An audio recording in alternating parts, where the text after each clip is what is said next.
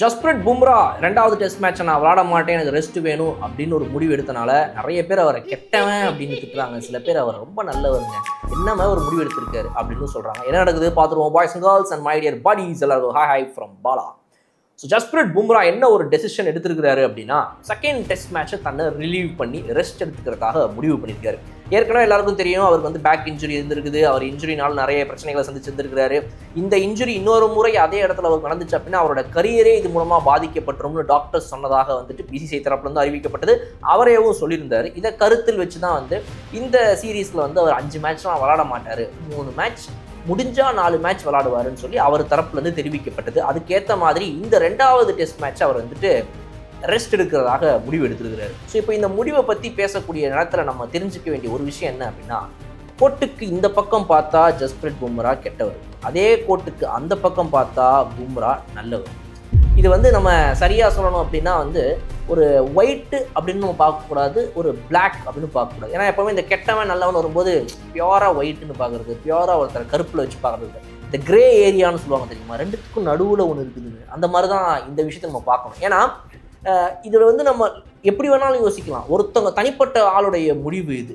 முன்னாடிலாம் வந்து கிரிக்கெட்டில் இந்த மாதிரிலாம் ஒரு வாய்ப்பு ஒருத்தருக்கு இருந்திருக்குமா அப்படின்னா ஒரு 50 வருஷத்துக்கு முன்னாடி கிடையாது. டீமு வரணும் விளாடணும் போகணும் அப்படி தான். பட் இப்போ வந்து எப்படின்னா ஒர்க் லோட் மேனேஜ்மெண்ட் அப்படின்ற ஒரு புது டேர்ம் வந்து நம்மளோட கிரிக்கெட் செனாரியோவில் உள்ளே வந்தது. அதுவும் இந்தியன் பிளேயர்ஸ்க்கு மெயினாக 3 ஃபார்மட் பிளேயர்ஸ் அப்படின்னு வரும்போது 3 ஃபார்மட்டும் விளாடுறாங்க. டெஸ்ட்டும் விளாடுறாங்க, ஓடியும் விளாடுறாங்க, T20யும் விளாடுறாங்க, ஐபிஎல் வேறு ஆடுறாங்க இவங்க. அப்படிங்கும்போது நிறைய பிரச்சனை, ஸ்ட்ரெஸ்ஸு, பாடியில் மென்டலாகவும் அப்படின்னு நிறைய விஷயங்கள் இருக்குது. ஸோ இந்த ஃபிசிக்கல் அண்ட் மென்டல் இஷ்யூஸை கரெக்டாக மேனேஜ் பண்ணி அவங்கள வந்து ஸ்டேபிளாக வச்சுக்கணுன்றதுக்கு நிறைய முயற்சிகள் எடுக்கப்படுது பிசிசிஐ தரப்புலேருந்து. ஆனால் இதில் என்ன ஒரு பிரச்சனை நடக்குது அப்படின்னா, ஒரு பிளேயர் பும்ரா மாதிரி முடிவு எடுக்கும்போது அதை எல்லாருனாலையும் வரவேற்க முடியாதுங்க. ஏன்னா என்னது இது, நாங்களாம் வந்து பார்த்து வளர்ந்த கிரிக்கெட் என்ன தெரியுமா, ஒரு கல்யாண டேட்டை கூட தள்ளி போடுற கிரிக்கெட் பிளேயர் ஒரு பக்கம், குழந்தை பிறந்தா அந்த குழந்தைய கூட போய் பார்க்காம பிரசவத்தில் குழந்தைய பெத்தெடுத்த தன்னுடைய மனைவியை பார்க்காத ஹஸ்பண்ட் வந்துட்டு இங்கே வேர்ல்டு கப்பை நான் ஜெயிச்சு கொடுத்து தான் போவேன்னு சொல்கிறது.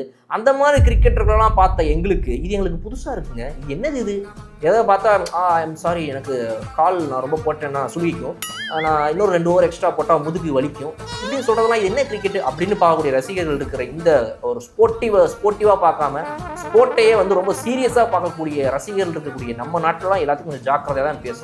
நானும் அப்படி தான், இல்லை ஒரு 5 சப்ஸ்கிரைபர் போயிடுவாங்க. ஸோ இப்போ இங்கே என்ன அப்படின்னா, இந்த மாதிரி ஒரு இடத்துல பும்ராவை பொறுத்த வரைக்கும் அவருடைய இந்த தனிப்பட்ட முடிவுங்கிறத பிசிசிஐ ஏற்றுக்குது. அதை நம்ம முதல்ல வரவேற்கணும். இல்லைப்பா இந்த மாதிரிலாம் நீ பேசிக்கிட்டு இருந்தா இங்கே பாரு அப்படின்னு வந்துட்டு கராராலாம் பிசிசிஐ பேசணும். அவங்கள வரவேற்கலாம். ஏன் அவங்க அப்படி பேசினாங்கன்றது நம்ம யோசிக்கணும். ஏன்னா அவரை விட்டு ஆல் ஃபார்மேட்டில் சூப்பராக போடக்கூடிய பவுலரும் அவங்ககிட்ட இல்லை. ஸோ நீ சொல்கிறத நான் கேட்டு தான் ஆவுன்ற இடத்துல இருக்கிறாங்க பிசிசிஐ. பட் இங்கே என்ன அப்படின்னா, 1 வாரம் கேப் இருந்திருக்கு. இந்த 1 வாரம் ரெஸ்ட் பத்தாதா அவருக்கு? அதை தாண்டி திரும்ப இப்போ இந்த 5 நாள் மேட்ச் முடிஞ்சு அதுக்கப்புறம் அதுக்கு நடுவில் வரக்கூடிய 5 நாள் 1 வாரம் கேப்பையும் எடுத்து மொத்தமாக அவருக்கு ஒரு 20 நாள் கேப் தேவைப்படுது அடுத்த மேட்ச் விளாடுறது. இது என்னங்க, அப்போ 20 நாளுக்கு ஒரு தடவை நான் ஒரு மேட்ச் வச்சா வருஷம் முழுக்க இங்கிலாந்துலேயே தான் நான் சுற்றிட்டு இருக்கணும் அப்படின்னு சொல்லி ஒரு பக்கமும் யோசிக்கிறாங்க. மேட்ச் ஆரம்பித்தோடனே டாஸ் போட்டு எல்லாம் முடிஞ்சு இந்தியாவுடைய பேட்டிங் ஆரம்பித்த உடனே ஃபஸ்ட்டு பால் போட வரும்போதே வந்து வெல்கம் எவ்ரிபடின்னு சொல்லி ஆரம்பிக்கும் போதே ரவி சாஸ்திரி சொல்லிட்டார், இந்த பும்ரா மேட்டரில் என்ன ஆடினாலும் சரிங்க அவர் ஆடி இருந்திருக்கணும், இந்த இஃப் பட் இந்த கதையே கிடையாது, அவர் ஆடி இருந்திருக்கணும் அப்படின்னு இந்தியாவுடைய முன்னாள் கோச்சாக இருந்த ரவி சாஸ்திரி அவர்கள் வந்துட்டு சொல்லியிருக்காரு. ஸோ இந்த மாதிரி பல எக்ஸ் கிரிக்கெட்டர்ஸும் வந்து அவங்களுடைய கருத்துக்களை தெரிவிக்கிறாங்க. பட் இது நான் ஏற்கனவே சொன்ன மாதிரி ஒரு கிரே ஏரியா. இது வந்து கோர்ட்டுக்கு அந்த பக்கம் பார்த்தா பும்ரா கெட்டவராக தெரிவார், இந்த பக்கம் பார்த்தா நல்லவராக தெரிவார். ஸோ இது எப்படி வேணாலும் நம்ம பார்க்கலாம். இது தனிப்பட்ட அவருடைய முடிவு எப்படியோ அதே மாதிரி நம்ம எடுத்துக்கிறத பொறுத்து தான் இருக்குது. அவர் நல்லவராகவும் பார்க்கலாம், கெட்டவராகவும் பார்க்கலாம். பட் நம்ம ஒன்றே வந்து ஞாபகம் வைக்கணும், ஒருவேளை பும்ரா நீங்கள் சொல்கிற மாதிரி ஆடி அவருக்கு வந்து ஒரு பெரிய பேக் ஸ்ட்ரெயின் ஏற்பட்டு டாக்டர்ஸுங்களாம் சொல்கிற மாதிரி நடந்துருந்துச்சுன்னா அப்போ நம்ம வருத்தப்படுவோம். ஐயோ ஒரு மேட்ச் முக்கியமாக, ஒரு பிளேயருடைய வாழ்க்கை முக்கியமாக, அவர் விளையாடிருந்துருக்கூடாதுப்பா, இந்த பிசிசிஐயை வந்துட்டு நம்ம அவ்வளோதான் அது இதுன்னு சொல்லி செருப்பு மாலை, நம்ம ஊருக்கு கிரிக்கெட்டுக்கும் செருப்பு மாலைக்கு ரொம்ப பக்கம் வேறு, டக்குன்னு ஒரு செருப்பை ரெடி பண்ணி 5 செருப்பு ஒன்றா கோத்து செருப்பு மாலையில் நடுவில் வந்து பிசிசிஐ பிரசிடென்ட்டோட ஃபோட்டோவை போட்டுவிட்டு அவ்வளோதான். ஜேஷா வந்து ஆல்ரெடி பிசிசிஐ விட்டு ஐசிசி போயிட்டார், அது தெரியாமல் ஜேஷா ஃபோட்டோக்கெலாம் செருப்பு மாலை போட்டுன்னு இருப்பாங்க. ஸோ இந்த மாதிரி உடனே ஒரு பெரிய கும்பல் கிளம்பி இருந்திருக்கும். ஆனால் இன்றைக்கி ஜஸ்பிரிட் பும்ரா விளையாடலன்னு சொன்ன உடனே நம்ம இப்படி பேசிச்சுக்கோம். ஸோ அதுதான் நான் சொல்கிறேன், இதை நம்ம எப்படி வேணால் எப்படி பார்க்குறோமோ அப்படி தான் நம்மளுடைய பார்வையில் தான் இந்த விஷயம் இருக்குது. அதே சமயத்தில் 20 நாள் ரெஸ்ட்டு தேவையா சார் உங்களுக்கு ஒரு மேட்ச் நடுவில்? அப்போ அவ்வளோ வீக்காக இருக்கீங்க, நீங்கள் பேசாமல் ரிட்டையர் ஆயிருங்களேன் அப்படின்னு ஒரு பக்கம் அவங்க கேட்குற கேள்வியும் நியாயமாக தான் வருது.